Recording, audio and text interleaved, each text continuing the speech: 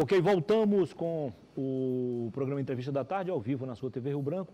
Eu quero desejar o programa de hoje, embora a nossa homenagem será feita apenas na sexta-feira, mas o aniversário foi ontem e a gente registra hoje o aniversário do Sérgio Souto. 45 anos de carreira. Não vou dizer a idade do Sérgio, não. 45 anos de sucesso. Talvez o acreano que chegou mais longe no ramo da música. Isso mesmo. Evidentemente que ele teve o privilégio de morar no Rio de Janeiro e de lá ele certamente teve muito mais oportunidade de chegar aos grandes centros e conquistar então o seu espaço. Ok? Sérgio, parabéns, que Deus te conceda muitos anos de vida, saúde e felicidade, a sua família, a sua esposa, Dona Socorro, né? Doutora Socorro, né? Isso mesmo. Vice-presidente da OAB Acre. Ok? Muito obrigado, então, pela audiência. A gente sabe que você nos acompanha todos os dias aqui. Assim como o H Montenegro. Muito obrigado também pela audiência. Com o apoio do Arasupa e do Aramix, eu tenho o prazer de conversar agora com o Coronel Marcos Quimpara, ex-comandante-geral da Polícia Militar, autor deste livro aqui e prepara outro livro. E repito, agora há pouco eu confundi as cores. É o único boina azul da ONU no Acre. Seja bem-vindo, Coronel. Tudo bem?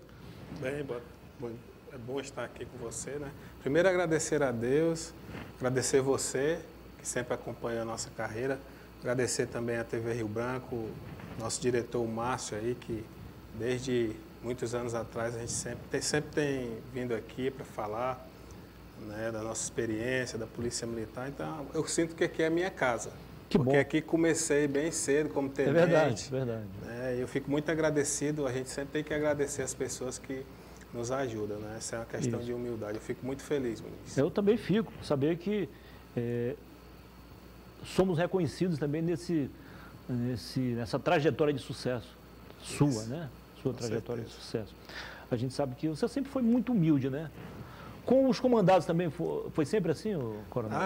Eu quando fui comandante a gente tem que ser, né? Do soldado ao coronel, a gente tem que atender todas as pessoas.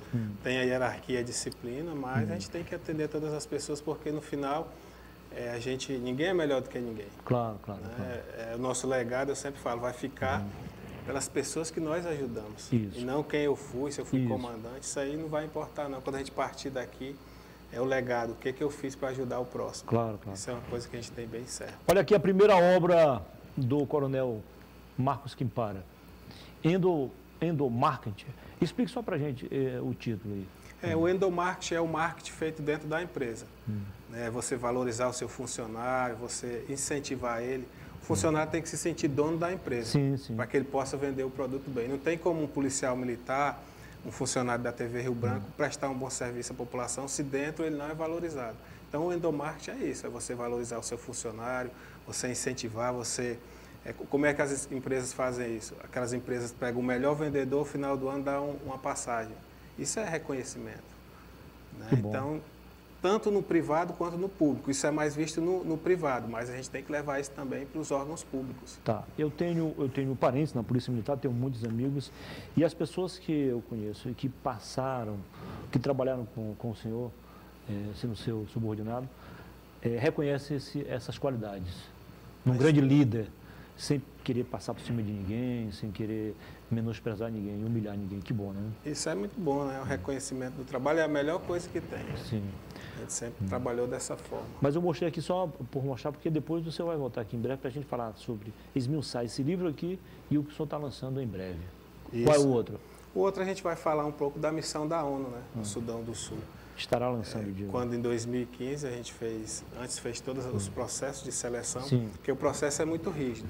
Você faz teste de inglês, de tiro, de digitação, de direção de veículo e principalmente o de inglês. Você tem que ser muito bom para ir. Eu não posso achar que eu falo. Você tem que falar, ouvir, escrever para ir para lá. Não é fácil. Não é fácil. Nós temos algumas ilustrações aí. E se estiverem no ponto, por gentileza, algumas fotos aí, o Wendel. Se não estiver agora, a gente coloca no último bloco. Vamos à frente. Coronel, o senhor esteve no Sudão, lá no Nordeste da África. Fala para a gente qual foi essa experiência. A experiência é muito boa. A gente sabe que no Brasil a gente tem muitas dificuldades. Mas foi pela ONU, né? Pela ONU. A Organização das Nações Unidas. Lá na verdade eu era o comandante do contingente. Como eu era tenente-coronel, era o mais antigo, então eu era o responsável pelo contingente do Brasil lá. E a gente fazia trabalho de polícia. A gente tinha vários acampamentos dentro, então tinha estupro, tinha roubo. Então a gente fazia o trabalho de polícia, as rondas, fiscalizava quem entrava e quem saía. O difícil lá é que são mais de 60 tribos que lutam entre si. Então as tribos maiores querem dizimar as menores. Que é isso? Aí fica difícil você controlar, né? Mas a gente fazia o nosso trabalho de forma, um local muito perigoso. É porque às vezes por outro lado se voltavam contra os policiais também. Também, eles derrubaram o helicóptero da ONU, eles atacaram policiais. Quando tocava o alarme, a gente não poderia sair do acampamento da ONU, porque eles respeitavam ainda o acampamento. Dentro do acampamento da ONU, eles não atacavam, mas se os policiais estivessem em trânsito de um acampamento para outro, poderia ser atacado. Então a gente tinha que ter todo esse cuidado. Policiais da China, do Japão, da Índia, da Suécia, Suíça, a gente trabalhou tudo junto, tem uma experiência muito boa. Tá, e qual foi o período? 2015, a gente esteve lá. Quando o senhor recebeu o convite ou a missão, qual foi a sua reação? Na verdade, como eu fiz os testes, fiquei aguardando e logo eu fui chamado, porque surgiu uma vaga no Sudão do Sul, que na época era a missão mais perigosa do mundo. O Sudão do Sul é um país novo, foi criado em 2011. Então, ainda tinha muitos problemas. E aí eu não pensei duas vezes. Não, vou para mais difícil. E fui muito longe, a viagem para lá. Mas, graças a Deus, Deus abençoou, a gente trabalhou bem. Os policiais brasileiros são considerados um dos melhores policiais lá. São muito bem vistos, os policiais do Brasil. Aí foi muito tranquilo, graças a Deus, a gente teve algumas dificuldades no início, principalmente de comida, comida, clima, ficar longe da família, mas Deus abençoou, a gente conseguiu cumprir. Foi um período muito difícil logo no início? Durante a missão, perdi, acho que 12 quilos.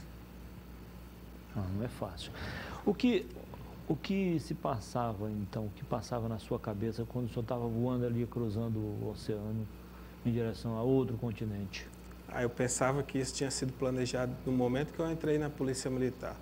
Porque eu assisti aquele filme, O Pacificador, que eu acho que até o George Clooney. Isso, eu assisti. E eu ficava pensando, poxa, que orgulho você representar não só o estado do Acre, mas o Brasil. Você está lá como um brasileiro.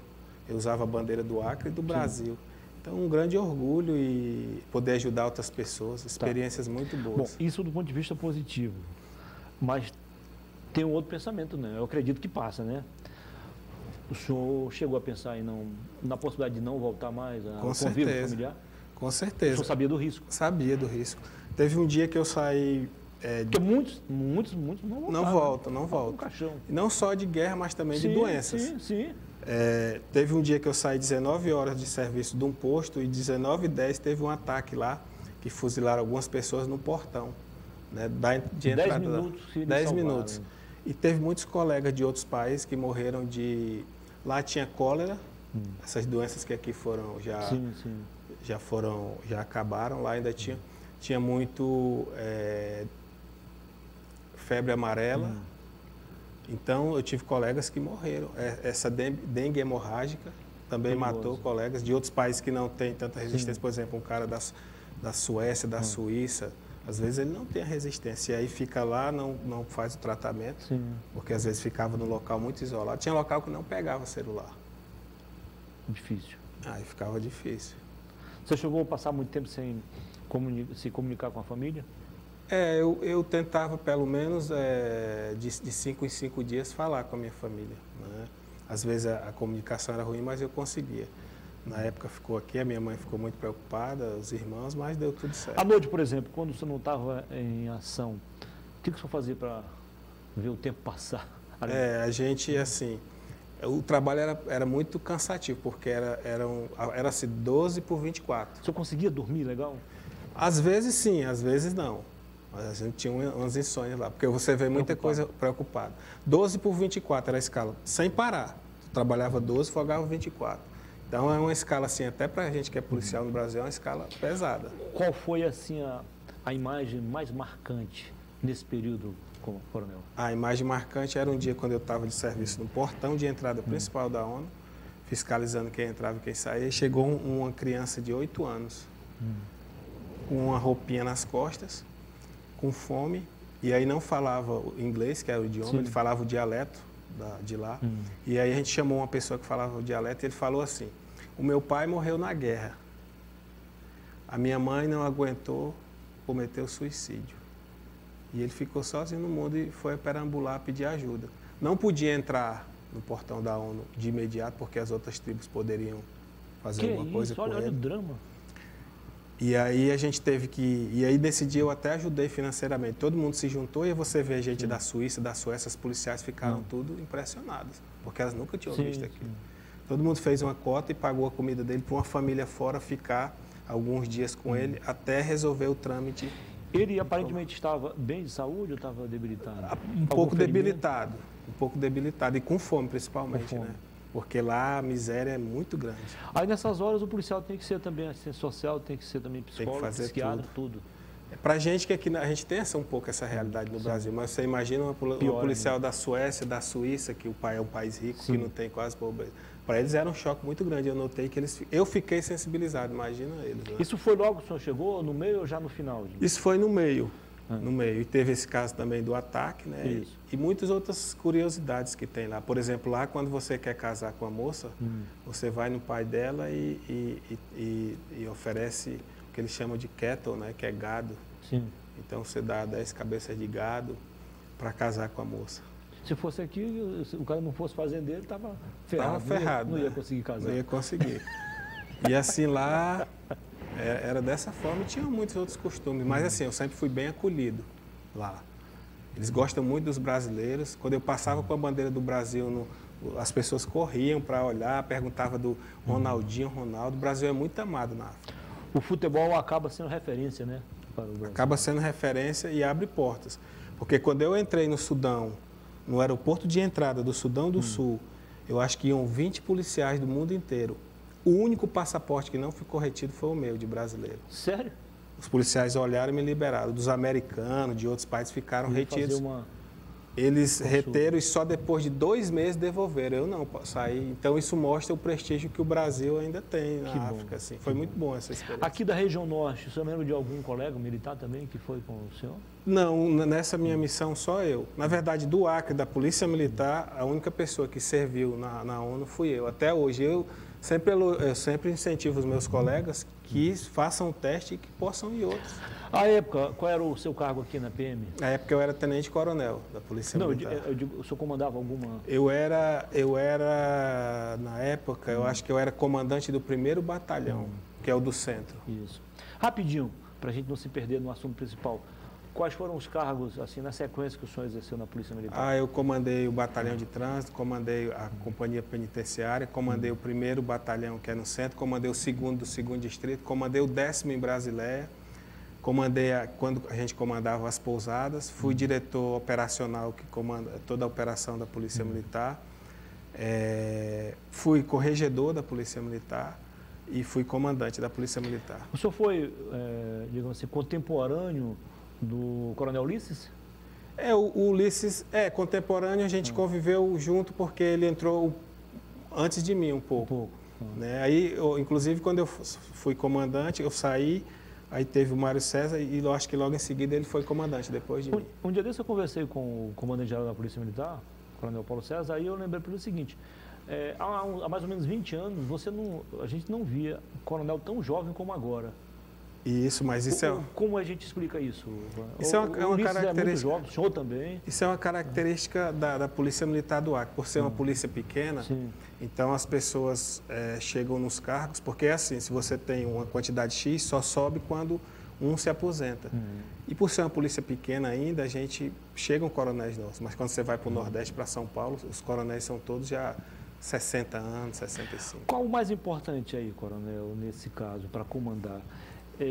Alguém, uma pessoa mais idosa, porque tem uma experiência, não experiência militar, mas experiência de vida, ou mais jovem que tem muito mais, digamos assim, vitalidade, muito mais vontade de a luta também, eu gosto da juventude, até para você inovar, desafios, inovar, né? A gente, durante o nosso comando, a gente sempre procurou trabalhar para a tropa. Eu, na verdade, eu vim Eu sempre falo isso, que eu vim numa vontade de ajudar a tropa. E a gente conseguiu muitas coisas. A polícia estava, acho que há 8 anos sem uniforme, a gente conseguiu entregar 2 e deixou 2 para entregar. Então a gente evoluiu muito. Fez algumas leis de benefício para a Polícia Militar, que é do soldão, entendeu? Botou algumas coisas que ajudaram muito a Polícia Militar. Entre outros, fizemos o curso da Força Nacional aqui. Veio todo o pessoal para fazer. Fizemos muitos cursos de formação. Muitos aqui acabaram migrando também para a Força Nacional? A gente tem o Acre. Hoje o comandante da Força é o Coronel Gaia, né? Um acreano. Ele é o comandante da Força, com muito orgulho. Um coronel também de excelência da Polícia Militar, que a gente tem muito respeito, como todos que passaram pelo comando. Então o senhor chegou ao mais alto posto da instituição praticamente no final da carreira. Isso. Chegamos no último Fale para a gente essa experiência de comandar a Polícia Militar hoje. E o senhor teve participação nisso também, não só o senhor, mas muitos que passaram por aí, o atual também. Nós temos hoje a Polícia Militar a mais honesta do Brasil, embora o pessoal que pensa contrário, tem de ver lá por baixo, diz que é a menos corrupta. Eu prefiro dizer que é a mais honesta, a mais eficiente e a menos violenta também. Fale sobre isso daqui a pouquinho, tá bom? Nós vamos ao intervalo comercial e voltaremos em 2 minutos e meio. Não precisa mudar de canal, porque você está na melhor, você está na TV Rio Branco, no programa Entrevista da Tarde. Até já.